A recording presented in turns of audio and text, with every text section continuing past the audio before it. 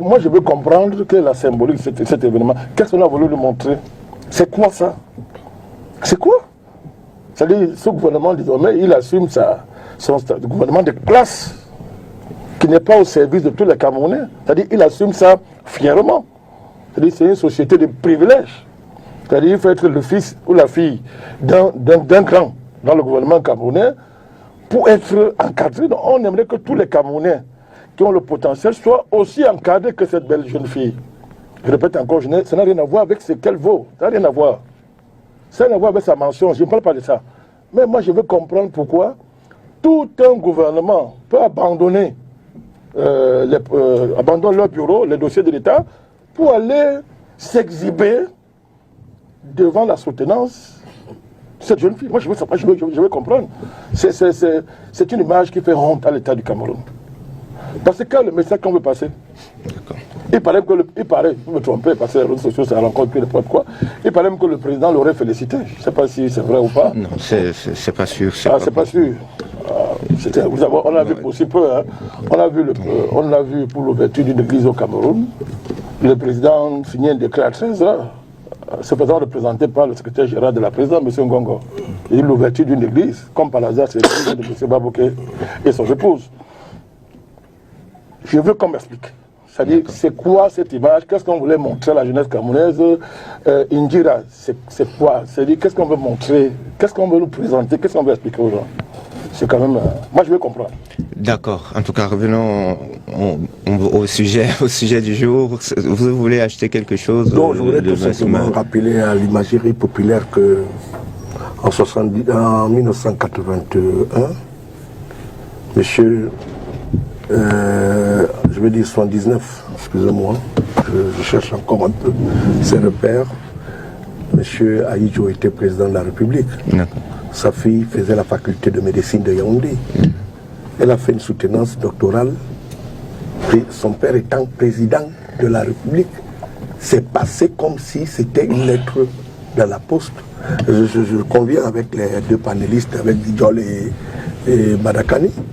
C'est titanisant parce que nous sommes dans une société qu'on veut transformer en société d'intérêt. Et là, ça devient très grave. Et je crois que je partage leur avis.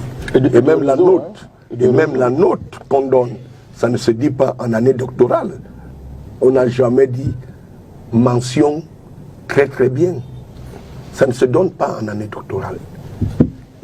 On dit mention bien, ou je crois qu'il y a des termes qu'on utilise.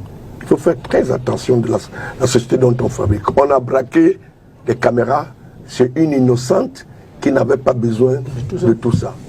Donc, je suis convaincu que cette fille va aller en spécialisation. Je suis sûr qu'elle est même dans l'avion. Parce qu'il y a des choses qui se passent qu'elle avait demandé même qu'on avait établi un couloir pour qu'elle passe avec sa voiture pour aller en faculté de médecine à Yaoundé. Ceci est inadmissible dans une société. Je ne sais pas qu'est-ce qu'on peut vouloir donner. La fille peut être bien brillante, ton fils peut être bien brillant. C'est pour ça que je dis, à valeur égale, tous sont entrés. Est-ce qu'elle est entrée comme majeure? Est-ce qu'elle est entrée comme major à la faculté de médecine? Elle ne sort pas comme major à la faculté de médecine. Et on a posé un acte, souvent qui ne s'explique pas, mais c'est malheureux qu'on en soit dans une société comme celle-là. D'accord. Une seconde, la dimension réseau est importante. D'accord. Guidiot tout à l'heure l'a souligné, la dimension réseau. C'est-à-dire la séquence médiatique, médiatique qui a couru, c'est tout un réseau des médias, des influenceurs. Ça dit que c'est effrayant un peu ça. D'accord. Le sujet qu'on entre vraiment dans le sujet. Excusez-moi, je peux pas. Le sujet en débat. C'est pas le sujet en débat. C'est pas le sujet en débat, mais vraiment en quelques minutes. Je veux comprendre. Vous savez, il faut qu'on soit un peu sérieux. Un enfant participe à une soutenance de thèse, ça fait l'objet de débats à la télévision. Non, le gouvernement était là-bas. S'il vous plaît, maître, allez-y, en quelques minutes. Ce que je sais. Vous m'expliquez, maître. Aucun gouvernement n'était là-bas. Le gouvernement, c'est une entité. Un membre du gouvernement peut avoir des relations personnelles avec quelqu'un et assister à une soutenance. 2 fois. Je ne sais pas pourquoi 5. Ça doit créer, même 20 Ah bon? À partir du moment où il n'y a pas un communiqué du gouvernement qui l'associe à ces soutenances, pour moi, ce n'est pas un problème. D'accord. Il faut arrêter un peu au Cameroun avec ce type de discours parce que même M. le Président de la République, à l'occasion de la fête de la jeunesse, c'est des modèles. Il me semble qu'il a même adressé une lettre de félicitations à certains sportifs camerounais qui ont eu des résultats probants. Alors si c'est dans le même s'il vous plaît, allez-y mettre en quelques minutes pour chuter. Je ne sais pas ce que cette fille, pauvre d'elle, a fait à des gens qui viennent sur un plateau de télévision parler. Moi, je n'ai pas l'habitude de m'occuper de la jeunesse. C'est une jeunesse qui, pour moi, apparaît comme un modèle. D'accord. Vous avez dit qu'elle a eu des résultats scolaires qui étaient assez évocateurs. Et ces résultats, justement, peuvent justifier que l'on cherche à la mettre en vitrine pour former les autres. Parce que c'est un appel équivalent à dire aux jeunes, voici ce que nous voulons. Voilà ce que nous pouvons attendre. Maintenant, c'était peut-être pas un message qu'on a voulu passer. Ça s'est retrouvé fortuitement, comme cela, et je ne vois pas en quoi, si je suis convié à la soutenance du mémoire de votre fille, lui, où nous sommes 15, ce serait le gouvernement de la République. Il faut distinguer les hommes qui participent à l'œuvre de construction du gouvernement, aux actions personnelles qu'un membre du gouvernement peut prendre dans le cadre de sa relation avec un de ses collègues. D'accord. Alors, vraiment, on va entrer dans le débat. C'est pas le sujet à l'ordre du jour. On va parler des élections. Vous avez raison. D'accord, Manakani. Vraiment, c'est pas le sujet qui est à l'ordre du jour. Mais il faut me laisser ma faire. Oui, écoutez, monsieur, s'il vous plaît, je n'ai pas l'intention sur ce plateau, président Barakani, Maître Tegem. D'accord, Maître Tegem. Permettez-moi de vous donner déjà quelques chiffres qui vont nous servir de base de discussion dans le cadre du débat qui est sur le plateau. Quelques chiffres. En 2018, sur les 6 667 000 inscrits, seulement 3 590 000 se sont rendus aux urnes, soit un taux de participation estimé à 53,85%. Ça, c'est en 2018. Et aussi, entre 2018 et 2025, l'on est passé de 6 millions à quelques 8 millions d'inscrits sur le fichier électoral pour une population pourtant estimée à environ 30 millions d'habitants. La première question, je vous la pose. Nguidiol, Ngam, Moïse, comment comprendre cette situation, ces chiffres quelque peu surprenants? Ce que je vais d'abord dire, les chiffres tels que vous les avez, je crois que c'est les chiffres qui nous sont donnés par le Conseil constitutionnel. C'est ça? Et les CAM. Bon, pas les CAM, mais les CAM, Conseil constitutionnel, je crois qu'il ne vaut pas, pour moi, ces chiffres, je les remets, pour moi, je ne les admets pas d'entrée de jeu. Mais nous n'avons pas mieux que cela. Les CAM est en charge d'organiser les élections.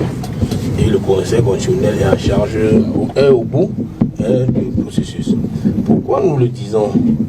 Nous disons que pour nous, ce qui est important, c'est de constater que les CAM, même qui vous donne ces chiffres, qui vous dit qu'il y a eu un taux de participation de 53%, d'où vient-il que cela soit vrai? Pourquoi je le dis? Elle a été sur le terrain et tout autre. Je vous ai dit que nous sortons du nord, de l'extrême nord. On a fait le Cameroun profond. Nous sommes allés dans ce qu'on appelle le bec de canard, par exemple. Je veux illustrer ce que je dis. Quand vous êtes à Gobo, pour ceux qui connaissent un peu le Cameroun, quand vous êtes à Gobo, les CAM va vous donner un chiffre. Et vous allez trouver qu'à Gobo, les CAM va vous donner 81 bureaux de vote. Et dans les 81 bureaux de vote, vous trouvez des bureaux de vote de 80 personnes, des bureaux de vote de 100 personnes, des bureaux de vote de 50 personnes. Et le texte dit qu'il faut avoir au maximum, dans un bureau de vote, 500 personnes. Sauf qu'à l'arrivée, parce que le candidat Biya, il faut le dire, va se retrouver seul en compétition de ce côté-là, parce que ses adversaires n'ont pas de représentants dans les bureaux de vote. Quand l'ECAM en vient à la fin à vous donner les chiffres là-bas, on vous donne des chiffres qui montrent que le candidat Biya a fait la razzia et il parle de 100%, c'est-à-dire la totalité des voix. Et à ce moment, chaque bureau de vote, dans chaque bureau de vote, on compte de 500 électeurs.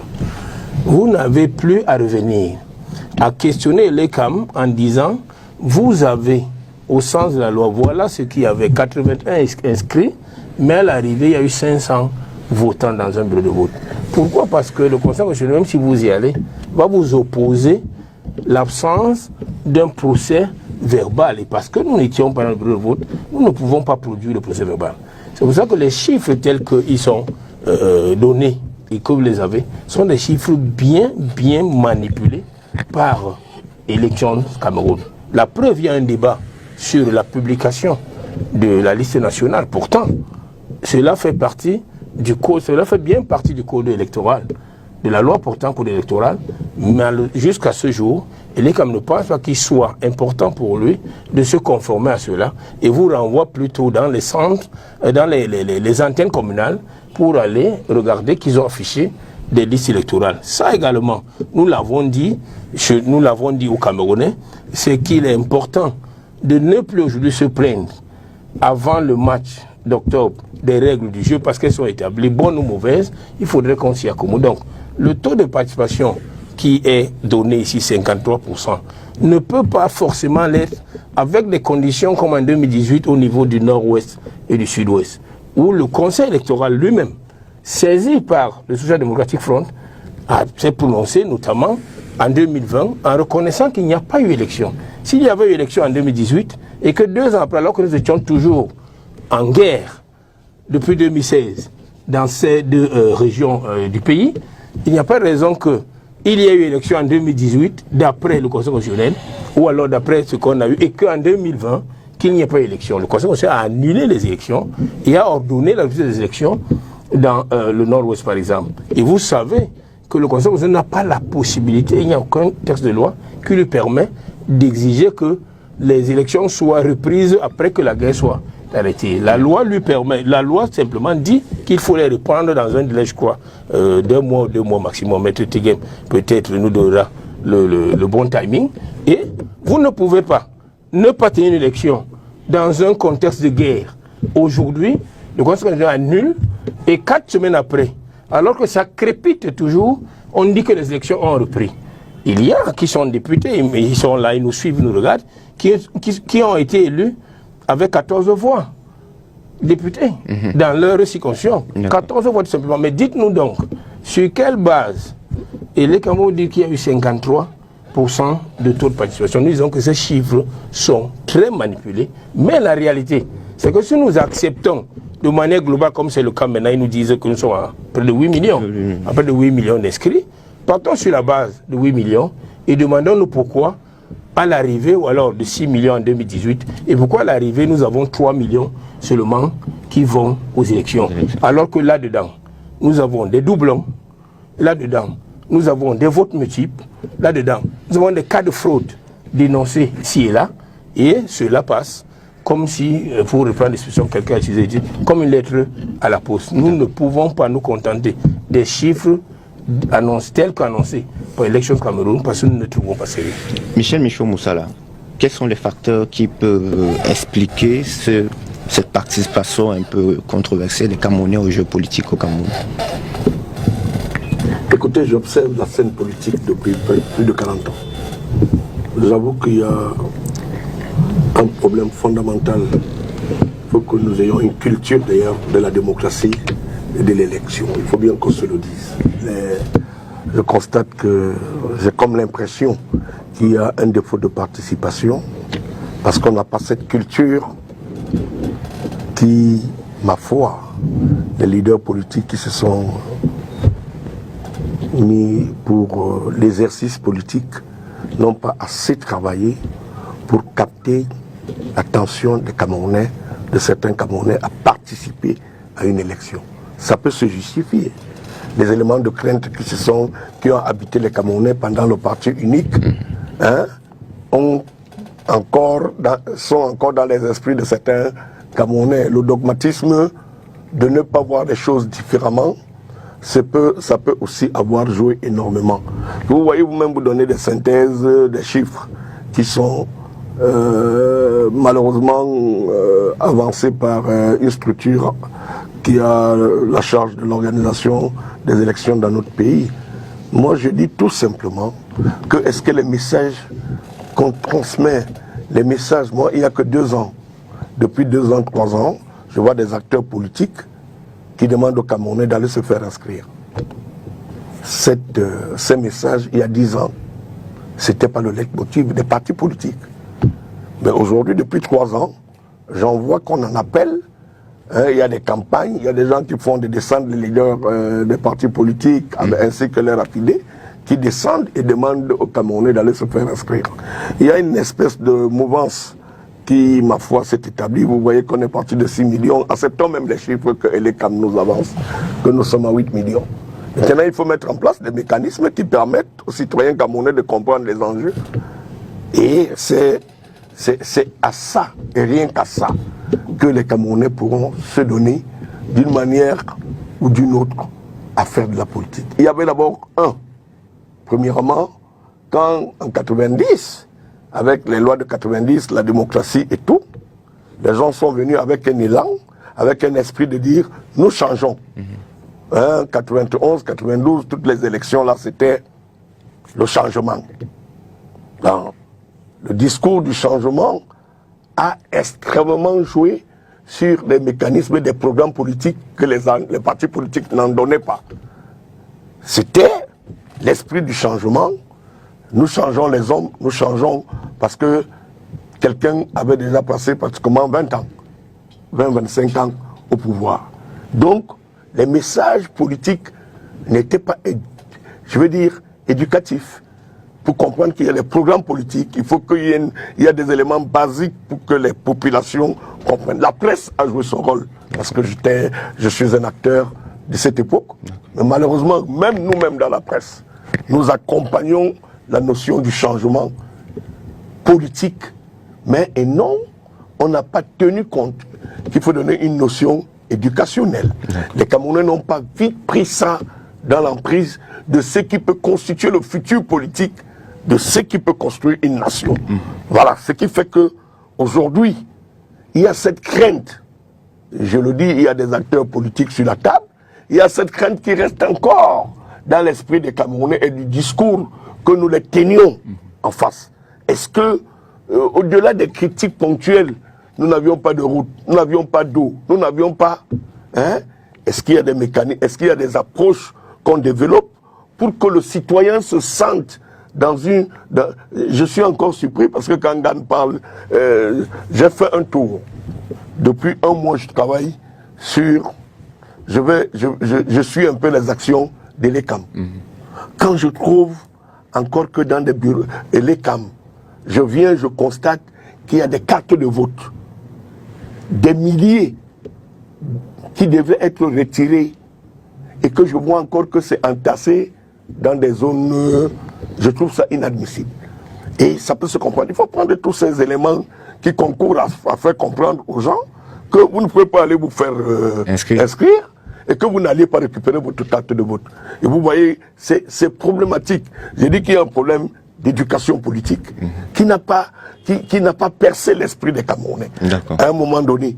Peut-être maintenant le langage peut peut-être changer avec si les acteurs politiques comprennent que au-delà de critiquer les règles de tricherie que j'ai écoutées depuis, nous tous, nous étions des acteurs politiques, il s'est passé bien des choses complètement incompréhensibles sur des élections passées, mais je dis bien qu'il y a un problème, c'est que les armoiries de l'esprit des Camerounais n'ont pas été assez façonnés pour comprendre les enjeux futurs de l'utilité d'aller voter ou de l'utilité d'aller se faire inscrire. D'accord.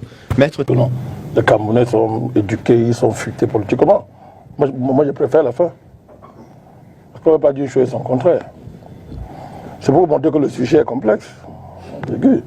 Désormais, maître, c'est le journaliste qui a mis la question de la soutenance sur la table. Vous ne faites pas le procès de répondre à un sujet que le journaliste a mis sur la table. Non, il n'y a pas de question de la soutenance.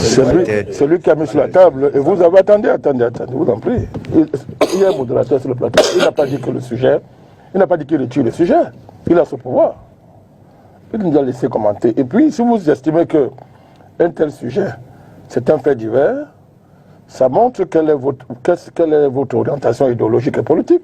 Ce n'est pas un fait divers. Malgré ce que vous avez dit, on ne comprend pas que des ministres du gouvernement camerounais aillent s'exhiber un soutenant des thèses. Je le dis et je le maintiens. D'autant plus que pendant ce temps, des milliers de Camerounais ont des soutenances bloquées dans les universités. Et vous le savez. Nous demandons simplement qu'on accorde la même attention qu'on a accordée à cette jeune belle-fille, à tous les étudiants camerounais. Si vous trouvez que c'est un fait divers, ça vous regarde. D'accord, Bandakani, revenons. Non, attendez, je veux dire que c'est un sujet politique important. Parce que c'est un sujet, pas seulement le fait en soi, mais le fait projette l'orientation de classe d'un gouvernement, les priorités des élites gouvernementales et ce qu'il veut montrer aux Camerounais. Et lui, tout que c'est un fait divers. Moi, il a raison quand il parle des avancées qu'il y a dans le cadre électoral. ONEL 1, ONEL 2 et les CAM. Ce sont des avancées incontestables. Les tribunaux administratifs pour gérer le contentieux, tout ça c'est vrai.